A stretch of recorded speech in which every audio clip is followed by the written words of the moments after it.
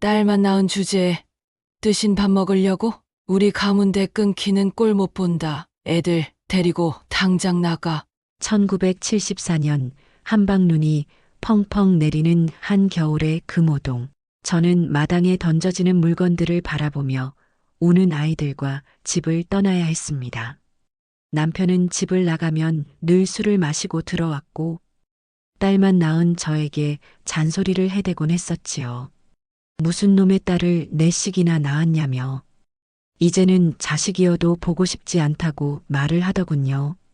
시어머니는 항상 저를 본체 만체하며 한숨만 내쉬었고 동네 어른들과 마실을 다녀오신 날이면 늘 저에게 큰 소리를 치셨습니다.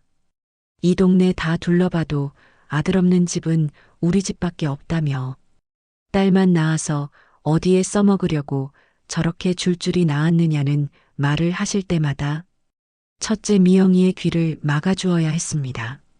마당에 엎드려 무릎을 꿇고 시어머니께 사정을 해도 통하지 않았고 동네 아주머니들은 안타까운 눈으로 보면서도 드디어 터질 것이 터졌구나 싶은 표정을 하고 있었지요. 얼마 전 친정 부모님도 연탄가스 사고로 돌아가셨던 터라 저는 4명의 딸을 데리고 잠시나마 큰 오빠네 집에 갈 수밖에 없었습니다. 갓난 아들 하나와 신혼생활을 하던 큰 오빠에게는 엄청난 불청객이었겠지만 그래도 저희에게 볼이 섞인 밥을 내어주더라고요. 그러나 3평 남짓한 좁디 좁은 방에서 저희 5명의 오빠네 식구 3명이서 지낼 수는 없었습니다. 저는 시집 올 때 친정어머니께서 물려주신 작은 금반지를 팔아 사글세방을 하나 얻게 되었지요. 저는 괜찮지만 아이들이라도 따뜻한 곳에서 지냈으면 싶었어요. 친정엄마가 물려주신 하나뿐인 유품이었지만 어쩔 도리가 없었습니다. 반지를 금은방에 넘겨주면서 어찌나 울었는지 몰라요. 눈이 많이 오던 그 해에 쏟아지던 눈들이 저의 눈물과도 같았지요. 첫째 미영이는 국민학교도 제대로 못 다니는 상황이었지만 어찌나 철이 들었는지 둘째와 셋째 그리고 넷째까지 살뜰히 챙기더라고요. 저는 장에 나가서 장갑과 양말을 팔았고 장이 서지 않는 날이면 파출부 일을 하며 아이들을 키워냈습니다. 가난한 사람을 참 조용하게 만들더군요. 이웃집 아주머니가 남은 김칫국에 밥을 말아주시면 아이들은 그걸 허겁지겁 먹었습니다. 저는 속으로 다짐했어요. 얘들아, 엄마가 반드시 너희를 굶기진 않을게. 그러던 어느 날이었지요. 둘째 미숙이가 고열로 끙끙 앓기 시작했습니다. 마땅히 병원 갈 돈도 없던 저는 떨리는 손으로 미숙이를 안고 동네 의원까지 걸어갔습니다. 겨울바람은 살을 애듯 차가웠고 미숙이는 제 품 안에서 축 늘어져만 갔지요. 의사 선생님은 간단한 해열제 하나 건네주며 진료비를 요구했습니다. 주머니를 뒤지고 또 뒤져 겨우 푼돈을 건네자 선생님은 짧게 한숨을 쉬고 고개를 돌렸어요. 집으로 돌아오는 길 저는 참을 수 없이 눈물이 쏟아졌습니다. 내가 못나서 내가 아들을 낳지 못해서 우리 아이들이 이렇게 고생하는구나 싶었습니다. 그날 밤 저는 이불 속에서 아이들 몰래 기도를 했습니다. 하나님, 부처님, 누구라도 좋으니 제발 우리 아이들만은 지켜주세요. 저를 데려가시더라도 아이들은 살게 해주세요. 며칠 뒤 장터에서 만난 어떤 할머니가 저를 불러 세우셨습니다. 자네 손이 참 야무지구먼. 내 아는 집에 일거리가 있는데 가보겠나? 망설일 틈도 없었어요. 저는 바로 그 집으로 찾아갔습니다. 그곳은 서울 강북에 있는 중산층 가정이었지요. 그 집 식모살이를 시작하게 된 저는 새벽에 나가 밤늦게 들어오기를 반복하며 일을 했습니다. 그 집 주인은 무뚝뚝했지만 큰 소리로 화를 내지는 않았습니다. 그게 저에겐 한없이 고마운 일이었어요. 아이들은 이웃집 할머니에게 맡기고 저는 하루하루 몸을 갈아 일했습니다. 겨울이 지나고 봄이 올 때쯤 아이들 얼굴에도 조금씩 핏기가 돌기 시작했습니다. 그 작은 변화에 저는 세상을 다 얻은 것처럼 웃을 수 있었지요. 하지만 마음 한켠에는 지울 수 없는 상처가 남아 있었습니다. 어느 날 첫째 미영이가 제 손을 잡고 물었습니다. 엄마, 우리 아빠는 우리를 찾으러 안 와? 저는 대답을 할 수 없어 그저 미영이의 손을 꼭 쥐어줄 수밖에 없었습니다. 그저 아이 학교라도 보내고 부디 아이들은 나처럼 살게 해서는 안 된다는 생각뿐이었죠. 그런데 식모살이도 쉽지만은 않았습니다. 그 집은 겉으론 번듯했지만 사람 사는 냄새가 없었습니다. 안주인은 새침하고 예민했으며 쓸데없는 트집을 잡기 일쑤였지요. 이거 봐, 국물에 기름이 둥둥 떠다니잖아. 내 손이 느려서 그래. 걸레질을 이렇게 대충 해놓고 밥값 하겠니? 매번 핀잔을 들으면서도 저는 고개를 숙이고 예 대답할 수밖에 없었습니다. 아이들을 생각하면 한숨 쉴 틈조차 아까웠어요. 몸이 천근만근 무거워도 일 하나라도 더 하려고 눈을 부릅뜨고 버텼습니다. 어느 날은 새벽부터 눈이 펑펑 쏟아졌습니다. 식구들이 다 일어나기도 전에 마당을 쓸고 장작을 펴고 찬물에 걸레를 빨아 집 안구석구석을 닦았습니다. 손이 얼어붙어 제대로 움직이지 않을 때면 입김을 불어가며 걸레를 쥐었습니다. 그러다 실수라도 하나 하면 안주인은 곧장 소리를 질렀지요. 내 손가락은 장식이야? 하루 종일 퍼질러 앉아있는 것들이 이 모양이지. 그날은 아무리 참아도 눈물이 쏟아졌습니다.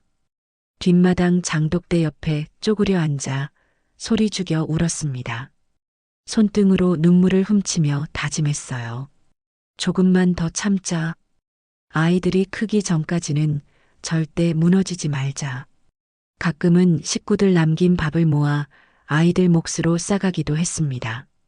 그마저도 들키면 안주인은 입에 거품을 물고 쫓아낼 기세였지요. 그깟 남은 밥을 훔쳐가는 식모는 처음 본다. 허리를 굽혀 머리를 조아리며 저는 간청했습니다. 죄송합니다. 죄송합니다. 애들이 굶어서요.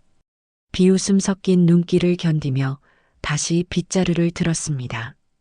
그때마다 제 손등에 패인 굳은 살을 어루만지며 스스로를 다독였습니다. 이 손이 우리 딸들 살릴 거야. 가끔 저녁 늦게 돌아가면 아이들은 부엌 한켠에서 저를 기다리고 있었습니다. 막내가 꾸벅꾸벅 졸면서도 엄마 밥 먹었어? 묻는 걸 보면 가슴이 미어지는 것 같았지요. 저는 아이들을 꼭 끌어안고 흐느끼는 걸 들키지 않으려고 어두운 부엌 구석으로 몸을 숨겼습니다.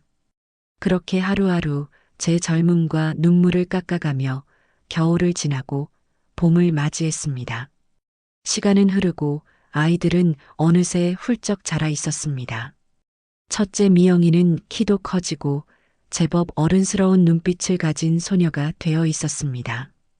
하지만 그 아이가 어른이 되는 데는 너무 많은 고통이 필요했지요.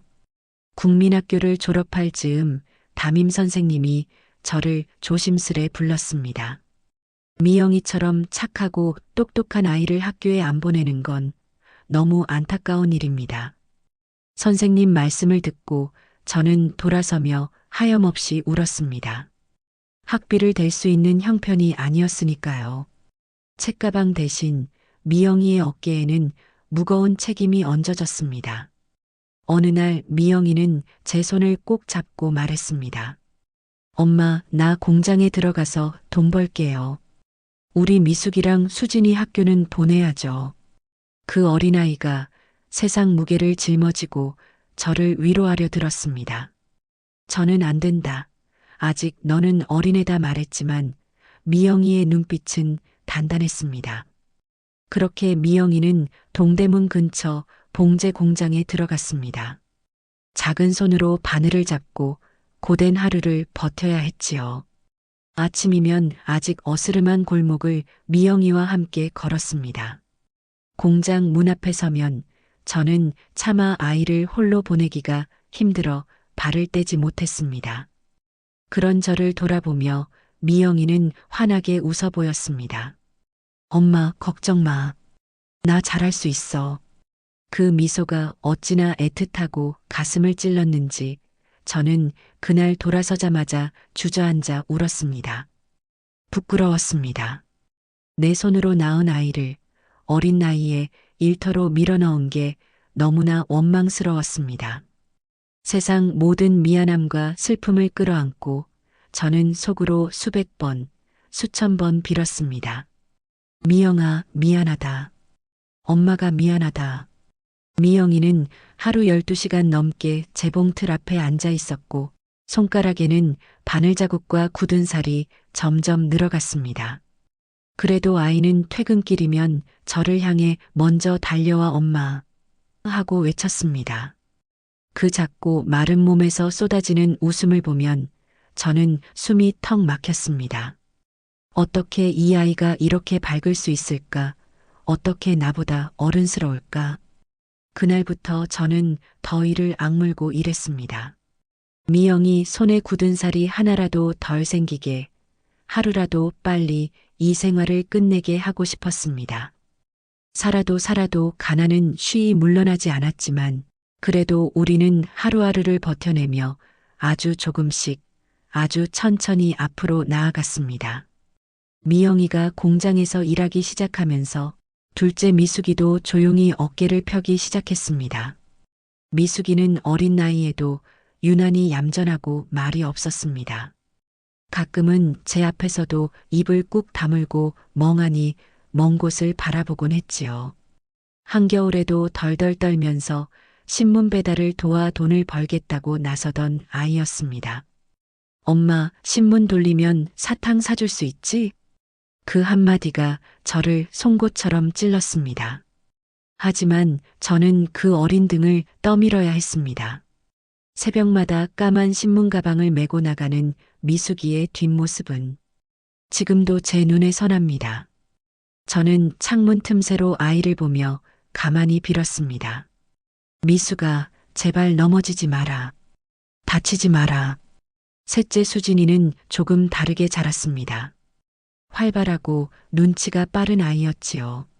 가난 속에서도 웃음을 잃지 않고 집안의 분위기를 살리려 애썼습니다. 엄마, 나중에 돈 많이 벌어서 우리 집에 TV 사줄게. 배고파도 꺽꺽 웃으며 배를 두드리던 수진이를 보면 저는 가끔 마음이 무너져 내렸습니다. 수진이는 동네 약국 심부름도 하고 시장통에 나가 리어카 끄는 일도 거들었습니다. 학교에 갈 땐 늘 옷깃을 여미며 이렇게 말하곤 했지요. 엄마, 나 공부 열심히 해서 똑똑한 사람 될 거야. 우리 엄마, 부잣집 아줌마처럼 만들 거야. 그 어린 마음 속에도 저를 향한 애틋한 사랑이 가득했습니다. 그리고 막내 소영이는 세상 물정 모르는 천진한 아이였습니다. 태어나면서부터 고생만 보고 자라서일까요?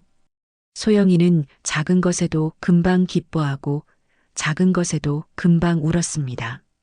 시장에서 사온 붕어빵 하나에도 두 손을 모아 감사 기도를 드리던 아이. 하늘님, 붕어빵 주셔서 감사합니다. 그 맑은 기도를 들을 때마다 저는 얼굴을 돌려 눈물을 삼켜야 했습니다. 소영이는 늘 언니들 치맛자락을 붙잡고 졸졸 따라다녔습니다. 누가 넘어질까, 누가 올까봐 언니들이 다투기라도 하면 그 앞에 먼저 나섰지요. 언니들 싸우지 마. 엄마 슬퍼해. 그 말 한마디에 언니들은 입을 꾹 다물고 고개를 숙였습니다. 가난은 아이들의 몸을 작고 여위게 했지만 아이들의 마음만은 더 단단하게, 더 깊게 키웠습니다. 서로를 끌어안고 서로를 닦아주며 살아남았던 그 겨울들. 아이들은 제게 세상 무엇과도 바꿀 수 없는 보석이었습니다. 그렇게 숨죽이며 버텨온 세월 끝에 저희 집에도 드디어 봄이 오는 듯 했습니다. 조금씩 아주 조금씩. 아이들이 크고 제품을 떠나 일할 수 있게 되자 우리는 차곡차곡 돈을 모을 수 있었습니다. 큰 돈은 아니었지요. 미영이가 봉제 공장에서 번 돈, 미숙이가 신문 돌려 모은 돈, 수진이가 약국 심부름하며 쥔 동전들, 그리고 제가 파출부 일을 하며 모은 몇 푼. 손바닥 위에 올리면 금세 새어나갈 것 같은 돈이었지만 우리는 그걸 모아 또 모았습니다. 혹여나 잃어버릴까봐 쬐끄만 통장 하나를 사서 이름도 없이 숨기듯 넣어두었습니다. 어느 날 마당 끝 감나무 가지에 여린 새순이 돋아나는 걸 보고 저는 가만히 웃었습니다. 이제는 우리도 조금은 괜찮아질까. 작은 희망이 목구멍까지 차올랐지만 선뜻 말로 꺼낼 수는 없었습니다. 괜히 입 밖에 내면 또 부서져 버릴 것 같았거든요. 그러던 봄날 저녁, 미영이가 식탁에 둘러앉은 우리 모두를 빤히 보다가 입을 열었습니다. 엄마, 우리 가게 하나 차려요. 그 말에 모두의 손이 멈췄습니다. 미숙이도 수진이도 막내 소영이도 눈을 동그랗게 뜨고 미영이를 바라봤습니다. 저는 젓가락을 놓고 말했습니다. 가게? 무슨 가게? 미영이는 빙긋 웃었습니다. 작아도 괜찮아요. 반찬 가게나 작은 구멍 가게라도 좋으니까. 엄마가 겨울에도 새벽에 나가지 않게, 손허리 휘게 걸레질 안 하게, 우리끼리 운영하는 가게 하나 만들어요.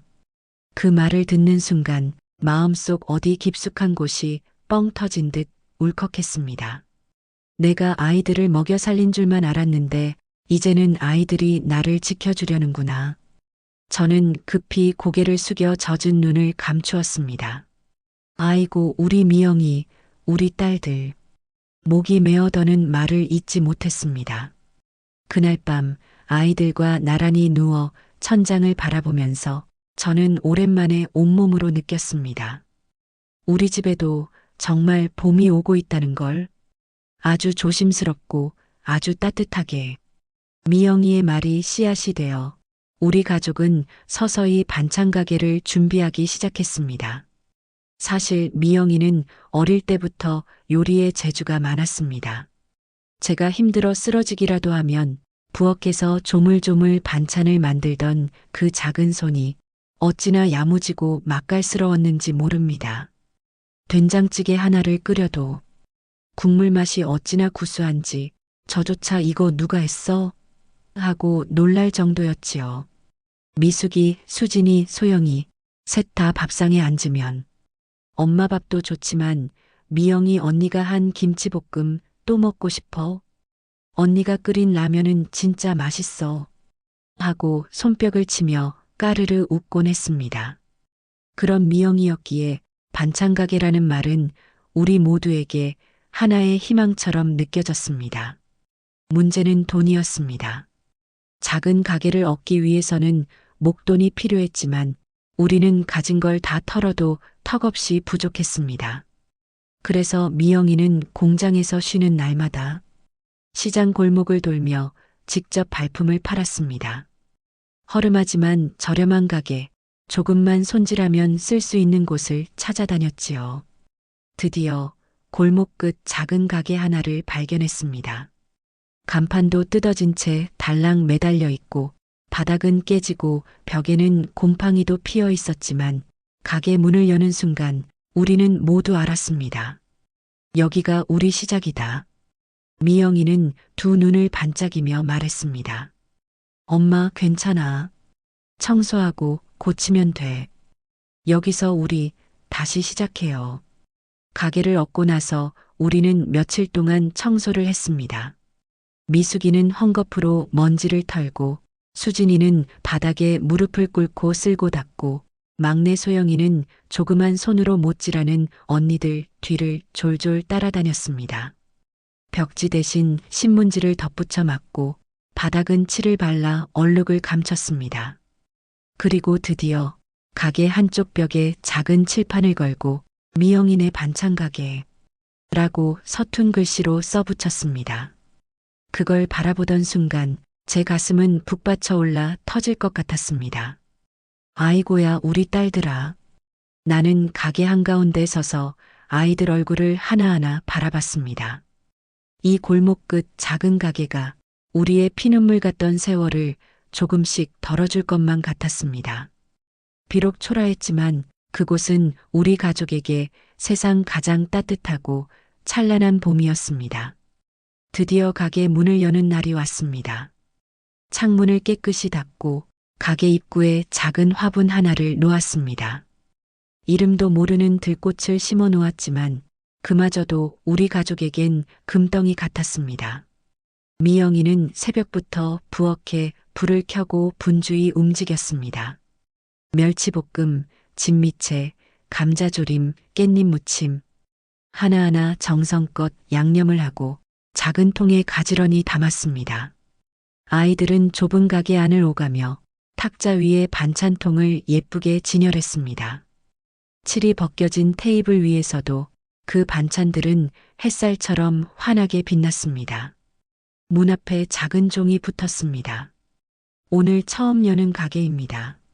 많이 봐주세요.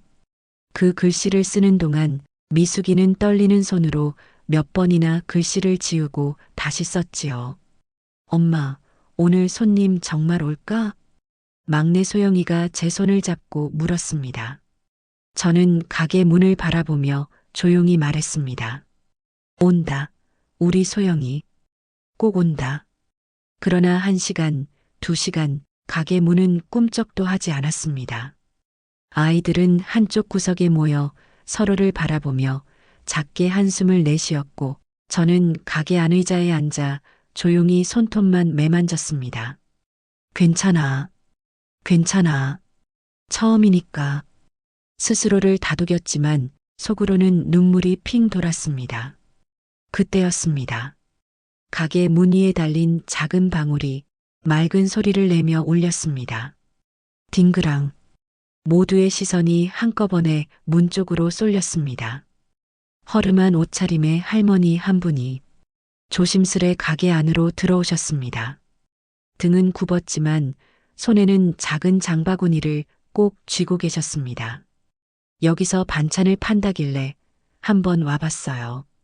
할머니의 그 한마디에 제 눈가가 벌써 뜨거워졌습니다. 미영이는 허리를 깊이 숙이며 어서 오세요 하고 인사를 했고 할머니는 진열된 반찬통을 하나하나 들여다보셨습니다. 오이 소박이는 얼마고 깻잎 무침은 얼마나 주는데? 미영이는 또박또박 대답하며 한 통, 2통 반찬을 봉지에 담아드렸습니다. 할머니가 가게를 나서며 말했습니다. 이렇게 맛깔나게 담은 반찬은 참 오랜만이구만. 잘 될 기다. 그 말을 듣는 순간 미영이의 손이 부르르 떨리는 걸 저는 분명히 보았습니다. 할머니가 돌아간 뒤 가게 안은 한동안 아무 말도 없었습니다. 그러다 막내 소영이가 눈을 깜빡이며 말했습니다. 언니, 우리 첫 손님 온 거야? 그러자 미숙이도 수진이도 미영이도 저도 서로 얼굴을 쳐다보다가 참아왔던 울음을 터뜨렸습니다. 기쁨인지 슬픔인지 세상의 모든 감정이 한꺼번에 쏟아진 듯 우리는 좁은 가게 안에서 서로를 끌어안고 엉엉 울었습니다. 그날 반찬 가게 미영이네는 그렇게 세상 가장 소박하고 가장 눈물겨운 시작을 알렸습니다. 반찬 가게가 조금씩 자리를 잡아가던 어느 날이었습니다. 따뜻한 봄볕이 가게 문턱을 넘어 들어오던 오후 가게 전화기가 드르륵 울렸습니다. 미영이네 반찬 가게입니다. 미영이는 상냥하게 전화를 받았지만 이내 얼굴빛이 싸늘하게 변했습니다. 수화기를 든 손이 덜덜 떨렸습니다. 엄마, 전화 좀 받아봐. 미영이가 조심스럽게 제게 수화기를 건넸습니다. 여보. 그 목소리는 10여 년 전 한겨울 눈보라 속에서 저와 아이들을 내쫓았던 그 사람의 목소리였습니다. 심장이 덜컥 내려앉았습니다. 숨이 가쁘게 차오르고 손끝이 싸늘해졌습니다. 이제 와서 무슨 낯짝으로. 입안으로 중얼거렸지만 그 사람은 아무것도 모른다는 듯 담담하게 말했습니다. 내가 좀 많이 늦었지. 그때는 미안했다. 다시 시작하면 안 될까? 순간 주마등처럼 그날의 기억들이 스쳐 지나갔습니다. 내 아이의 손을 잡고 떨리는 무릎으로 마당에 엎드려 울던 나, 차가운 눈발에 발목까지 젖어들던 겨울밤, 사정 한마디 없이 문을 닫아버리던 당신의 뒷모습. 저는 아무 말도 할 수 없었습니다. 그런데 가게 한쪽에서 소영이가 말했습니다. 엄마, 아빠가 온대? 진짜야? 미숙이, 수진이, 그리고 미영이까지 눈을 반짝이며 저를 바라봤습니다. 아버지란 존재를 기억도 못할 만큼 오래되었지만 아이들은 그래도 아버지라는 말에 마음이 먼저 움직였던 겁니다. 엄마, 우리 아빠 보고 싶어? 막내 소영이는 두 손을 모으고 말했습니다. 저는 가게 한가운데 서서 아이들의 그 해맑은 눈망울을 바라보며 말없이 등을 돌렸습니다. 나는 반갑지 않다. 나는 두렵다. 나는 다시 그 겨울로 돌아가고 싶지 않다. 숨을 깊게 삼킨 뒤 저는 조용히 말했습니다. 아이들아, 아빠는 쉽게 만날 사람이 아니야. 아이들은 의아한 눈빛을 했지만 저는 다만 고개를 저었습니다. 우리는 여기서 우리끼리 잘 살아왔어. 누구도 이제 우리를 흔들게 할 수 없어. 하지만 그날 밤 아이들이 서로 모여 조심스럽게 귓속말을 하는 소리가 들렸습니다. 그래도 아빠 한번 보고 싶다. 어릴 때 사진으로만 봤는데. 저는 뜨거운 눈물방울을 베개에 꾹 눌러 삼켰습니다. 나는 미련 없이 떠났다고 생각했지만 아이들의 가슴 속에는 언제나 아버지라는 빈자리가 남아 있었던 거였습니다. 그 밤은 창밖 바람 소리마저 사무치게 아프게 들렸습니다. 며칠 후 가게 문 앞에 한 사내가 서 있었습니다. 낡은 점퍼에 구겨진 얼굴, 한때는 의지하고 사랑했던 사람이었지만 이제는 낯설고도 멀게만 느껴지는 남편이었습니다. 아이들은 환하게 웃으며 달려갔습니다. 아빠다. 아빠 왔다. 미영이는 잠시 머뭇거리다가 조심스레 한 발 한 발 다가갔습니다. 저는 가게 안쪽에 서서 손에 들고 있던 김치통을 내려놓을 수도 없었습니다. 남편은 문턱을 넘어오지도 못한 채 한참을 머뭇거리다가 낮게 쓸쓸하게 입을 열었습니다. 아버지 돌아가셨어. 그 말 한마디가 가게 안 공기를 뚝 끊어냈습니다. 장례 치른 지 얼마 안 됐어. 그리고 어머니도 지금 병원에 누워 계셔. 오래 못 버틸 거라더라. 그는 얼굴을 들지 못한 채 주먹을 쥐고 덜덜 떨었습니다. 나 니들 찾아올 면목도 없었지만 그래도 어머니가 마지막으로 보고 싶어 하셔서 가슴 깊은 곳이 쿵 내려앉는 느낌이었습니다. 돌이켜보면 그 혹독한 시절, 저를 집에서 내쫓을 때도 가장 앞장섰던 건 시어머니였습니다. 딸만 낳은 년은 집안 망신이다. 우리 가문대 끊기게 생겼다. 그 차가운 말들이 아직도 제 가슴에 날카로운 칼날처럼 박혀 있는데 지금 와서 그분을 보러 가야 한다는 걸까요? 아이들은 저를 바라보며 말했습니다. 엄마 가자. 아빠랑 같이 가자. 막내 소영이는 눈망울을 반짝이며 제 손등을 끌어당겼습니다. 저는 가게 한복판에서 바닥에 떨어진 김치 국물 자국을 멍하니 바라봤습니다.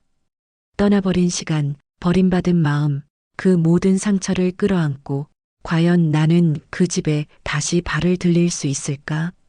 그러나 내 안에서 작은 목소리가 들려왔습니다. 아이들에게 증오만 남기고 싶지 않다. 이제는 나를 위해서라도 정리해야 할 시간이 온 것 같다. 저는 깊게 숨을 삼키고 조심스레 고개를 끄덕였습니다. 그래, 가자.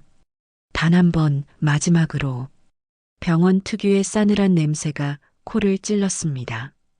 아이들은 복도 끝에서 조심조심 걸음을 멈췄고 저는 무거운 발걸음으로 병실 문을 열었습니다.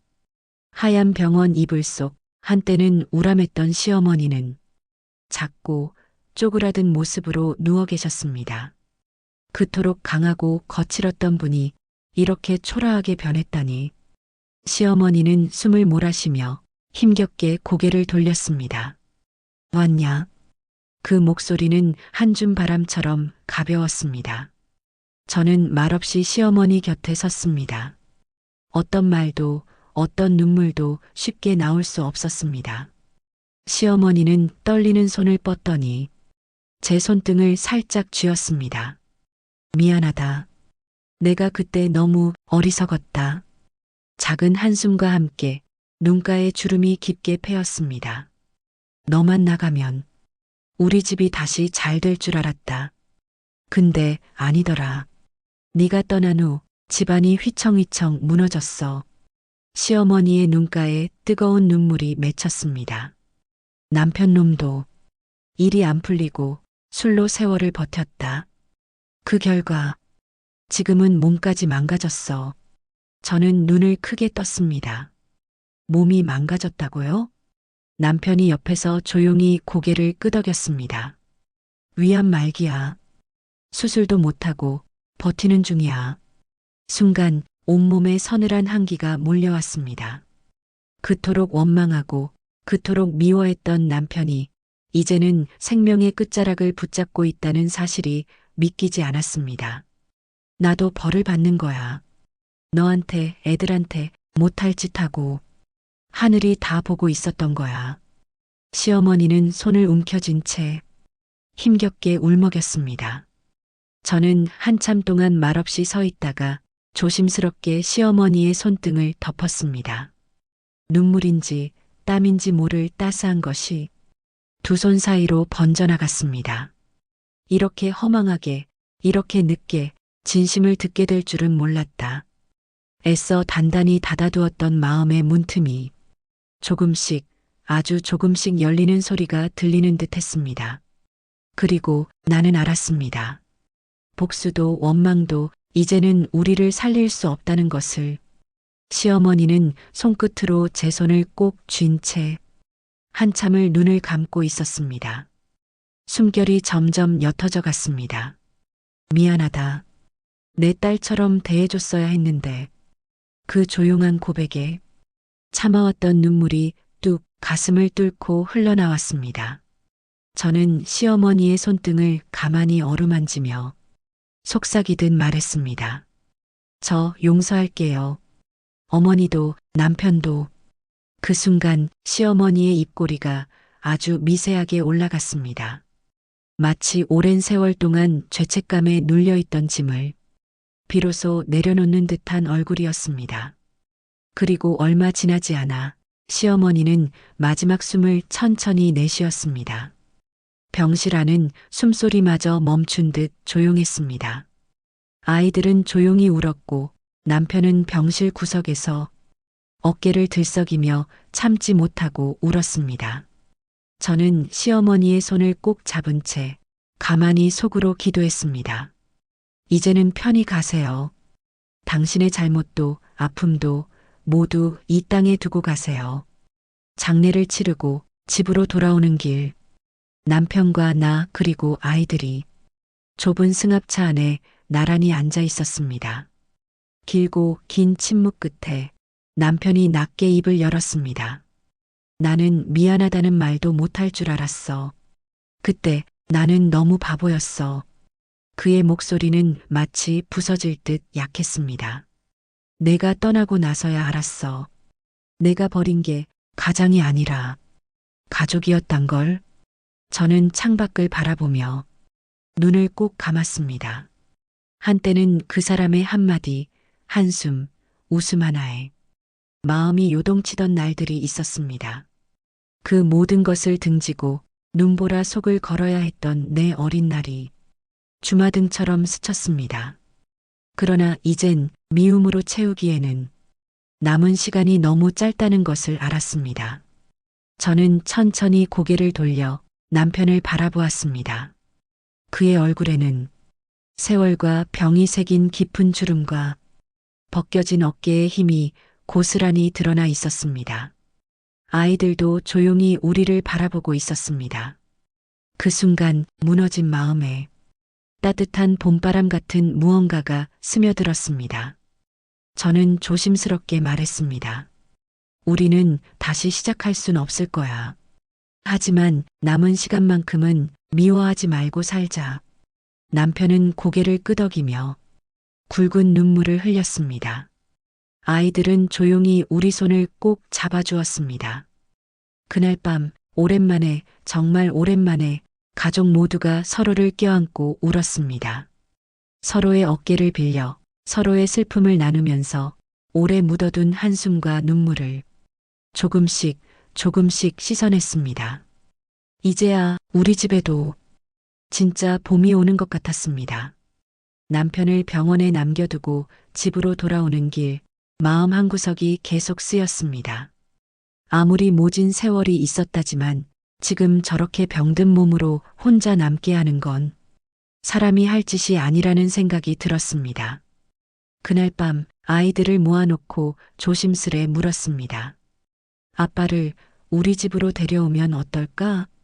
아이들은 잠시 머뭇거리더니 미영이가 제일 먼저 고개를 끄덕였습니다. 엄마 아빠 불쌍해. 이제 우리 가족이잖아. 둘째, 셋째, 막내까지 하나 둘씩 찬성하는 눈빛을 보냈습니다. 결국 우리는 남편을 집으로 모셔왔습니다. 작은 방 하나를 정리해 남편을 눕게 했고 아이들은 돌아가며 간병을 도왔습니다. 그날부터 남편은 정말 많이 달라졌습니다. 늘 술에 취해 있던 그 사람이 아이들 이름을 하나하나 부르며 다정히 말을 걸었습니다. 미영아, 오늘 가게는 어땠니? 수진아, 공부 힘들지 않냐? 소영아, 아빠 옆에서 책 읽어줄래? 딸들은 처음엔 어색해했지만 아빠의 따뜻한 손길에 조금씩 마음을 열었습니다. 남편은 앉을 수 있을 때면 아이들에게 짧은 동화를 읽어주기도 했고, 때로는 오래전 자신이 젊었던 시절 이야기를 들려주기도 했습니다. 어느 날은 기운을 겨우내어 미영이가 만든 반찬을 먹으며 눈물을 흘리기도 했습니다. 내가 이 맛을 몰랐다. 가족이랑 밥 먹는 게 이렇게 따뜻한 줄. 남편의 말에 아이들도 저도 목이 메었습니다. 밤이면 저는 조용히 남편의 방 문을 열고 그가 고요히 잠든 얼굴을 바라보았습니다. 한때는 그토록 증오했지만 이제는 세월에 닳고 닳아버린 이 사람을 원망보다 연민의 마음으로 바라보게 되었습니다. 그렇게 우리 집에는 진짜 가족이라는 것이 다시 피어나고 있었습니다. 비록 시간이 많지 않다는 걸 알고 있었지만 남편은 그 짧은 시간을 온 힘을 다해 사랑하고 아이들에게 미안함을 갚아나가고 있었습니다. 그리고 저도 마음 깊은 곳에 묻어두었던 원망을 조금씩 조금씩 덜어낼 수 있었습니다. 남편은 점점 기운이 빠져갔습니다. 숨을 쉴 때마다 고통스러운 기침이 터져나왔고 말수도 부쩍 줄었습니다. 그러던 어느 날 남편은 미영이를 불렀습니다. 아빠가 미영이한테 부탁 하나만 해도 되겠니? 미영이는 조심스럽게 고개를 끄덕였습니다. 남편은 힘겹게 몸을 일으켜 앉으며 말했습니다. 서랍장 안에 내가 너희한테 남기고 싶은 게 있다. 마지막 편지야. 딸 넷과 저 5명에게 서툰 글씨로 쓴 편지. 그것이 남편이 저희에게 주는 마지막 인사였습니다. 남편마저 하늘로 떠나고 저에게 남은 것은 오직 딸들 뿐이었지요. 남편은 어떻게 아이들의 꿈을 알았는지 딸들을 응원하는 편지를 썼고 저에게는 너무 미안하다, 후회스럽다는 글을 남겼습니다. 고작 아들이 뭐라고, 열아들이 딸 하나 부럽지 않은 세상인데 왜 그리도 아들에 집착했는지 모르겠다는 후회와 한탄의 말이었죠. 그리고 사랑한다는 말을 처음이자 마지막으로 남겨두었습니다. 저는 떨어지는 눈물방울 때문에 젖어가는 편지 앞에서 엉엉 흐느끼며 남편을 생각하며 울었지요. 처음에는 너무 어릴 때 얼굴도 모르고 결혼했지만 다른 남자들과는 달리 다정한 사람이었습니다. 저희 친정 부모님이 돌아가셨을 때도 끝까지 자리를 지켜주었고, 제 큰 오빠는 저희 남편을 보면서 속 썩일 친구는 아니라고 말했었죠. 제가 딸만 넷을 낳지 않았더라면, 아들 하나만 낳아주었더라면 남편의 답답함이 조금 풀렸을 거예요. 그 어려운 형편에 아이를 많이 낳으면서도 꼭 아들은 낳고 싶다고 그렇게 애원했는데, 그 소원이 이루어지지 않았던 것이 지나고 나면 정말 슬픕니다. 그래도 저희 4명의 딸들은 반찬 가게를 하며 꿋꿋이 키워냈고, 미영이의 희생으로 둘째와 셋째, 그리고 막내까지 전부 학교를 제대로 다닐 수 있었어요. 주변의 엄마들은 저를 또순이라고 부르며 억척스럽게 잘 살아서 보기 좋다고 말했습니다. 미영이는 우리의 반찬 가게를 동네에 소문난 맛집으로 키워냈고, 분점까지 낼 정도로 장사를 잘했어요. 미숙이와 수진이, 소영이는 공부에 관심을 가지며 꿈을 키웠고, 3명 전부 국민학교의 선생님이 될 수 있었죠. 가게 한켠에서는 미영이가 시장을 보러 다녀오고, 미숙이와 수진이, 소영이는 퇴근 후에도 가게 일을 도왔습니다. 막내 소영이는 늘 장난스런 목소리로 말하곤 했습니다. 엄마, 나중에 학교 퇴직하면 여기서 일 도와줄게요. 그래, 그때까지 엄마가 반찬 가게 안 놓고 있을게. 저는 웃으며 답했지만 속으로는 미안함과 고마움이 뒤섞였습니다. 아이들은 가난했던 어린 시절을 원망하지 않았습니다. 오히려 서로 기대며 조금 더 따뜻하고 단단하게 자랐습니다. 어느 날 미영이가 조심스럽게 저를 부르더군요. 엄마, 시간 좀 괜찮으세요? 저는 앞치마를 벗으며 웃었습니다. 그래, 무슨 일인데 그렇게 조심스럽게 불러? 미영이는 한참을 머뭇거리다가 작게 그러나 단단한 목소리로 말했습니다. 저 만나고 있는 사람이 있어요. 그 말을 듣는 순간 저는 심장이 덜컥 내려앉는 것 같았습니다. 기쁨과 걱정이 동시에 밀려왔습니다. 그래, 어떤 사람이니? 미영이는 얼굴을 붉히며 말했습니다. 가게에 자주 오던 손님인데요. 저보다 3살 많고 작은 출판사를 운영하고 있어요. 정직하고 따뜻한 사람이에요. 아이들을 좋아해서 꼭 엄마랑도 잘 지낼 것 같아요. 저는 천천히 고개를 끄덕였습니다. 미영이도 이제는 자기 삶을 살아야 할 때구나. 미영이는 우리 가족을 지탱해준 든든한 기둥이었습니다. 그런 아이가 이제 자기 행복을 찾아 나서는 걸 축복해주지 않는다면 그건 부모가 아니겠지요. 며칠 뒤 미영이가 남자친구를 집에 데려왔습니다. 키는 크지 않았지만 눈이 맑고 손이 따뜻해 보이는 청년이었어요. 그는 어색하게 손을 모으며 인사했습니다. 어머니, 안녕하세요. 저는 미영이와 평생을 함께하고 싶습니다. 부족한 점이 많지만 미영이 힘들게 하지 않겠습니다. 짧지만 진심이 가득한 말이었습니다. 저는 가만히 그의 눈을 들여다보았습니다. 거기에는 거짓도 두려움도 없었습니다. 오직 한 사람을 소중히 여기려는 마음만이 가득했습니다. 부탁할게요. 나는 천천히 고개를 끄덕이며 말했습니다. 우리 미영이 많이 사랑해줘요. 그 순간 미영이는 벌써 눈물이 고여 있었습니다. 엄마. 저는 웃으며 미영이의 손을 꼭 잡아주었습니다. 이제 내가 내 삶을 살아야 할 때야. 이제는 나를 걱정하지 말고 내 행복만 생각해. 결혼 준비는 소박했지만 가슴 벅찬 시간들이었습니다. 미숙이, 수진이, 소영이 셋 다 손수 예쁜 부케를 만들고 가게 손님들은 하나같이 와서 축하를 해주었습니다. 미영 씨는 복 받은 거야. 어머니랑 이렇게 반찬가게 키운 것도 대단한데 좋은 사람까지 만났네. 결혼식 날 저는 미영이의 하얀 드레스를 보며 손을 꼭 쥐었습니다. 그래, 아가야. 이제 진짜 너만의 봄을 맞이하렴. 미영이는 신랑의 손을 잡고 환하게 웃으며 제게 속삭였습니다.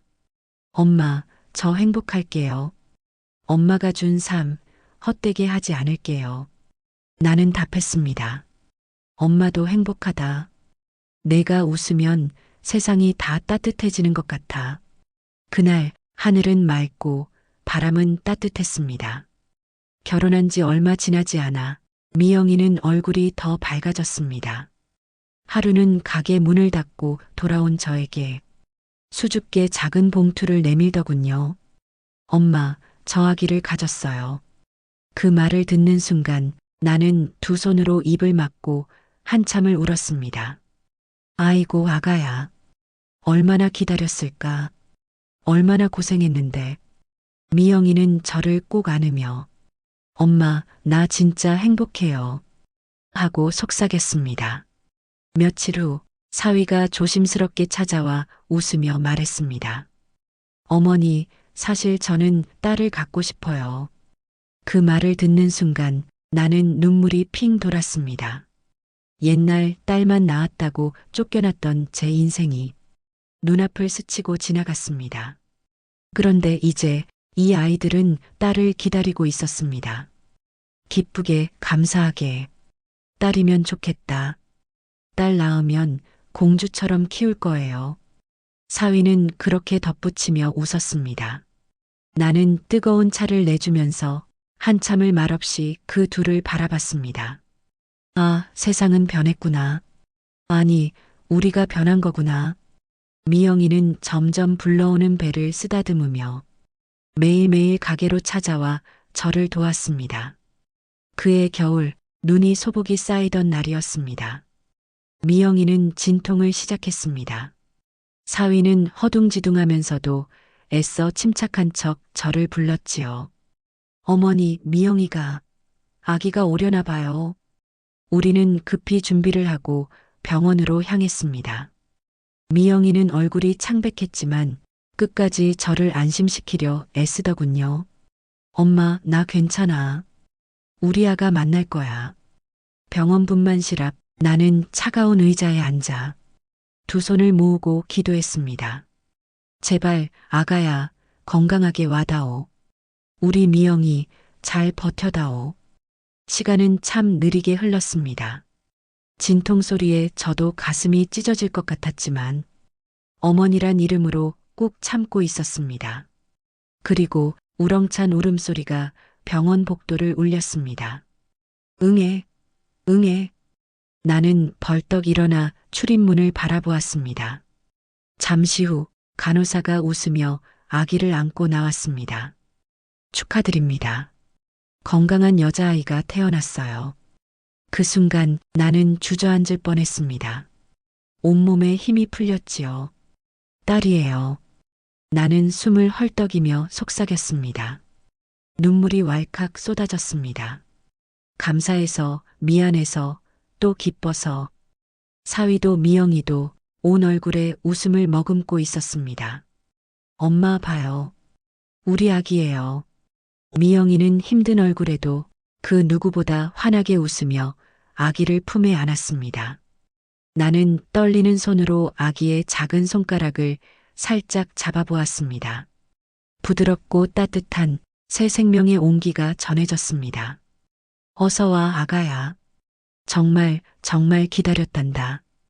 딸만 낳아서 천대받던 세월이 가슴 깊은 한숨과 눈물이 한순간에 다 녹아내렸습니다. 아기는 작은 숨을 쉬며 고요히 잠들어 있었고 그 모습을 보며 나는 조용히 다짐했습니다. 아가야, 넌 사랑받기 위해 태어났단다. 엄마도 할머니도 모두 너를 사랑해. 그날 눈은 조용히 내리고 있었고 하얀 세상 속에 우리 가족의 작은 봄이 피어나고 있었습니다. 며칠 뒤 미영이와 사위는 아기의 이름을 짓기로 했습니다. 어머니, 아기 이름같이 지어주세요. 사위가 수줍게 말했습니다. 나는 가슴이 먹먹해졌습니다. 세상에 하나뿐인 이름을 이 사랑스런 아이에게 선물할 수 있다니. 긴 생각 끝에 나는 조심스럽게 입을 열었습니다. 주인은 어떠니? 주희요? 미영이가 눈을 동그랗게 뜨며 되물었습니다. 나는 고개를 끄덕이며 설명했습니다. 온 세상을 둘러싼 따뜻한 빛처럼 밝고 복되게 살아가라는 뜻이야. 주는 둘러싼다는 뜻이고 희는 빛나고 기쁜 거란다. 미영이와 사위는 서로를 바라보며 웃었습니다. 그리고는 동시에 고개를 끄덕였지요. 좋아요, 어머니. 우리 아기 주희라고 부를게요. 그날 저녁 가게 뒷방 작은 방 안에서 온 가족이 모여 손녀의 이름을 축하했습니다. 주희야, 이모들이 왔다. 막내 소영이가 귀여운 목소리로 아기에게 인사했습니다. 미숙이, 수진이, 소영이, 그리고 미영이까지 모두 밝게 웃으며 아기를 둘러싸고 있었습니다. 나는 한참을 조용히 그 모습을 지켜보다가 주희의 작은 손을 가만히 잡았습니다. 아가야, 이 할머니는 너를 위해 여기까지 왔단다. 주희의 손은 부드럽고 따뜻했습니다. 그 작은 손가락을 쥐는 순간 가슴속 가라앉아 있던 모든 서름과 아픔이 녹아내리는 듯 했습니다. 내가 살아온 삶이 헛되지 않았구나. 이 아이를 보니 모든 게 용서가 된다. 눈물이 또르르 흘렀습니다. 하지만 이번에는 아프지 않았습니다. 주인은 그렇게 우리 가족의 사랑을 듬뿍 받으며 세상에 첫 발을 내딛었습니다. 밖에는 부드러운 봄눈이 내리고 있었습니다. 눈송이 하나하나가 우리 가족에게 축복처럼 내려앉는 것 같았습니다. 주인은 눈 깜짝할 새에 자라났습니다. 아장아장 걷기 시작하더니 어느새 종알종알 말도 곧잘 하게 되었지요. 할머니 사랑해. 주희가 양팔을 벌리고 달려올 때마다 나는 두 팔 가득 안아주었습니다. 주희의 체온이 따뜻하게 가슴에 스며들 때마다 나는 어느새 세월이 흘렀음을 실감했습니다.